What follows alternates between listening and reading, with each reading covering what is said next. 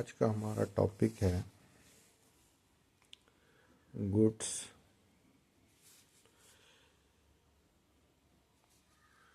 Given away as a charity.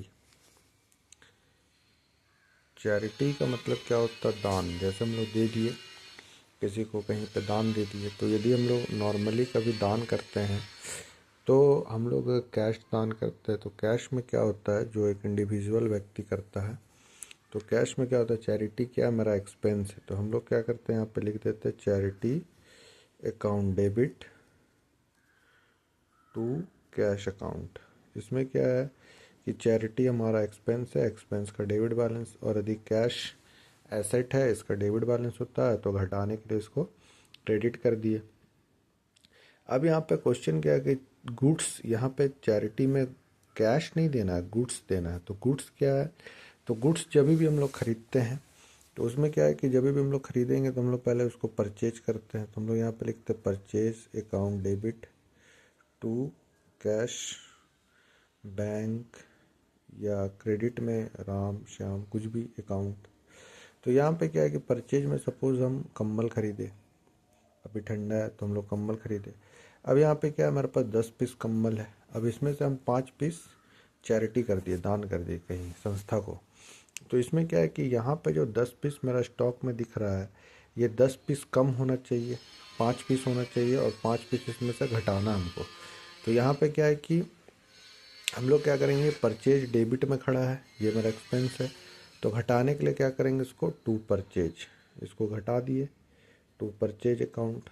और यहाँ पे क्या है, ये किस रीजन से घटा है, तो चैरिटी के रीजन से घटा है, तो charity account debit to cash account. ये एंट्री तो आप लोग को हर जगह मिल जाएगा, हर बुक में मिल जाएगा, लेकिन हम इसका इम्पैक्ट बता रहे कि हम लोग ऐसा एंट्री क्यों करते हैं, charity account debit to purchase account. तो यहाँ पे क्या है, समझना है कि कोई भी माल, जैसे हम लोग कोई भी एंट्री बनाता है कोई बच्चा, तो उसमें क्या होता है, वो प्रेजेंट में देख लेता है कि प्रेजेंट में परचेज था, ऐसा एंट्री था, चलो इसको रट लो, ऐसा एंट्री हो गया। लेकिन यहाँ पे क्या है कि जब तक कोई चीज़ डेबिट नहीं होगा तब तक वो क्रेडिट नहीं होगा, सब एक दूसरे से इंटर रिलेशन है, एज ए चेन। तो यहाँ पे क्या है कि जैसे ही ये परचेज अकाउंट, यदि हम 5 पीस कम्बल यहाँ पे घटा रहे हैं या 5 पीस कम्बल चैरिटी कर रहे हैं, तो हमारा कंपनी है, हम एज ए कंपनी एंट्री कर रहे हैं, तो ये परचेज होके कहीं ना कहीं से आया होगा। तो ये एंट्री आपका बुक में दिखेगा, लेकिन इसके बैकग्राउंड में जो एंट्री बनता है वो एंट्री ये होता है, तभी हमको इम्पैक्ट समझ में आएगा कि इस एंट्री को मारने से मेरा बैलेंस शीट में क्या इम्पैक्ट पड़ेगा।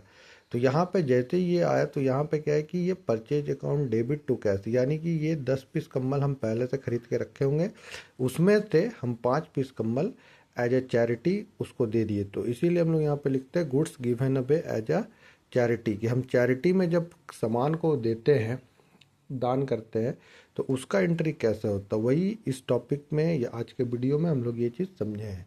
ये क्लियर है? Thank you.